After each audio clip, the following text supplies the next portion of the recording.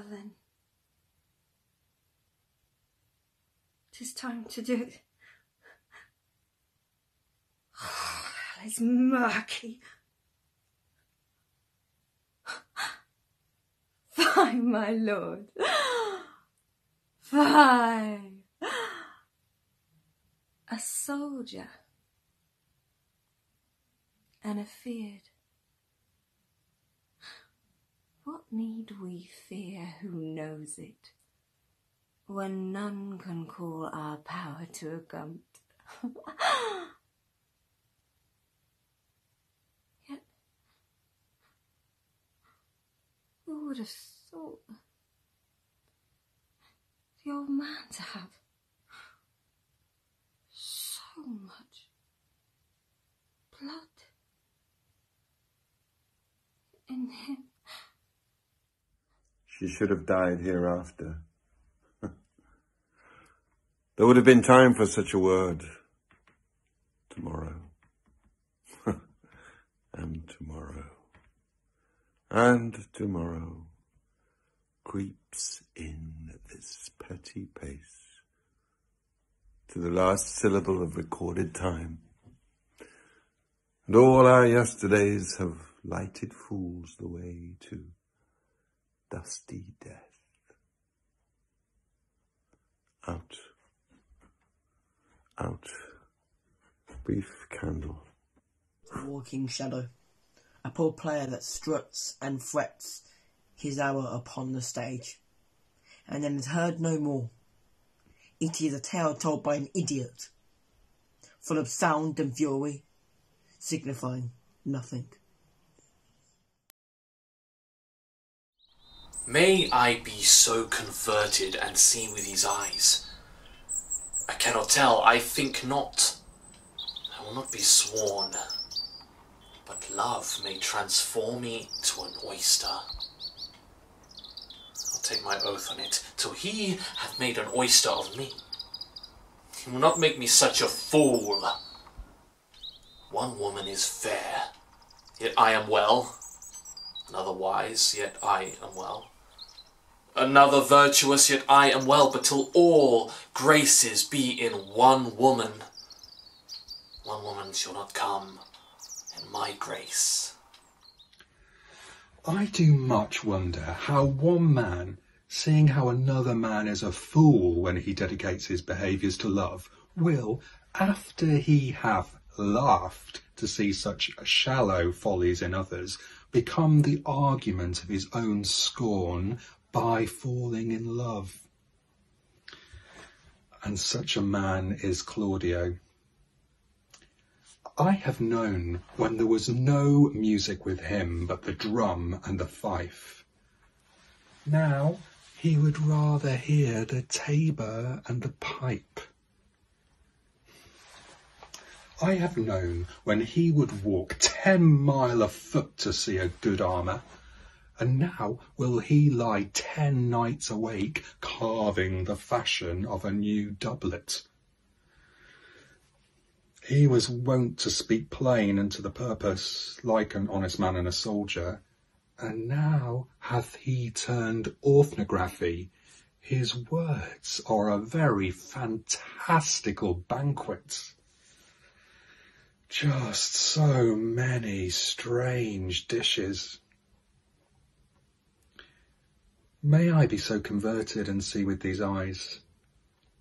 I cannot tell, I think not.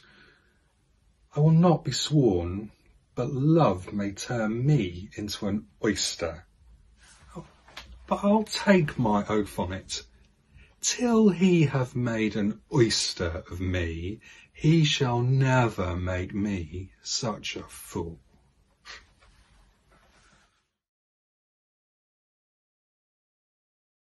Can transpose to form and dignity. Love looks not with the eyes but with the mind, and therefore is winged Cupid painted blind.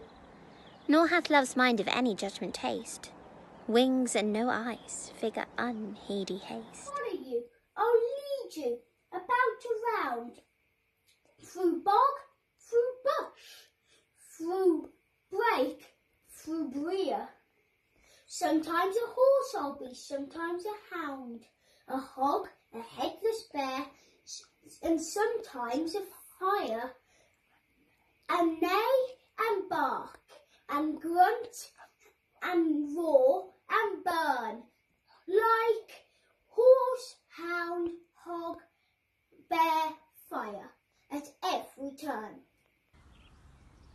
That very time I saw, but thou couldst not, flying between the cold moon and the earth, Cupid, all armed, a certain aim he took, at a fair vestal throned by the west, and loosed his love shaft smartly from his bow, as it should pierce 100,000 hearts.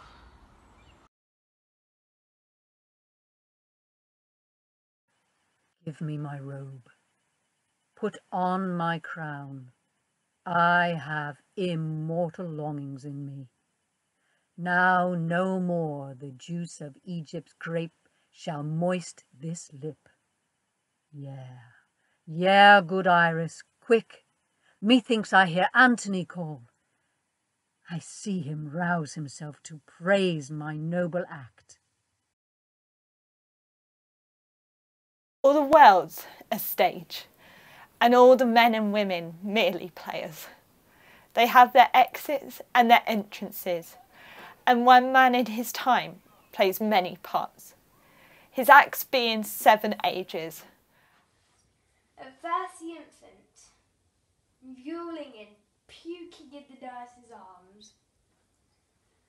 Then the whining schoolboy, with his satchel and shining morning face, creeping like a snail, unwillingly to school. Then the lover, sighing like furnace, with a woeful ballad made to his mistress's eyebrow. Then the soldier, full of shame, jokes and bearded like the pard, jealous in honour, sudden and quick and cruel, seeking the bubble reputation even in the cannon's mouth. Then the justice with fair round belly, good cape on line, with eyes severe and beard of formal cut, full of wise saws and modern instances, and so he plays his part.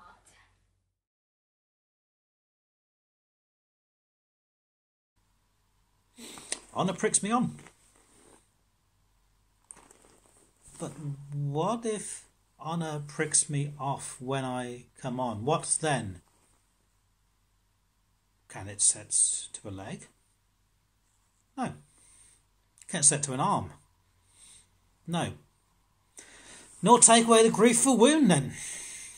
No. Honour hath no skill in surgery then. What is honour? A word. What is that word honour? What is honour then? Dare. Trim reckoning. Who hath it? He that died on a Wednesday? Does he feel it? No. Does he hear it? No. 'Tisn't sensible then. To the dead. Yea. But will it live with the living? No. The traction will not suffer it. I'll have none of it then.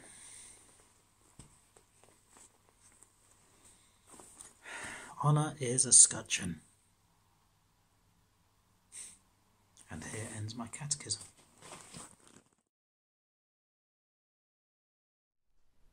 My mistress' eyes are nothing like the sun. Coral is far more red than her lips red. If snow be white, why her breasts are dun. If hairs be wires, black wires grow on her head. I have seen roses damasked, red and white, but no such roses see I in her cheeks. And in some perfumes is there more delight than in the breath that from my mistress reeks. I love to hear her speak, yet well I know that music hath a far more pleasing sound. I grant I never saw a goddess go.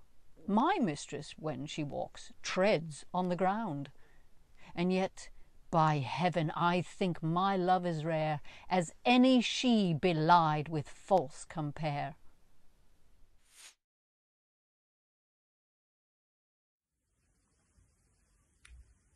Our revels now are ended. These our actors, as I foretold you, were all spirits, and are melted into air, into thin air. And like the baseless fabric of this vision, the cloud-capped towers, the gorgeous palaces, the solemn temples, the great globe itself, yea, all which it inherit, shall dissolve, and like this insubstantial pageant faded, leave not a rack behind. We are such stuff as dreams are made on, and our little life is rounded with a sleep.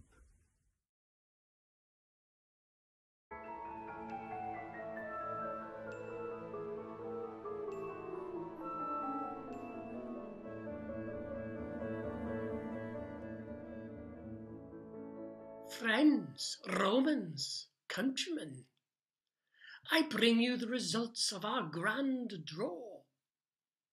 In second place, winning this fine oversized pig, is Sir Geoffrey Howe, former Chancellor of the Exchequer. Coincidentally, he has also won the first prize, this magnificent marquee, complete with dance floor, glitter ball, and DJ decks. So, my friends, go forth into the kingdom and pronounce, how is the winner of our disco tent made glorious summer by this ton of pork?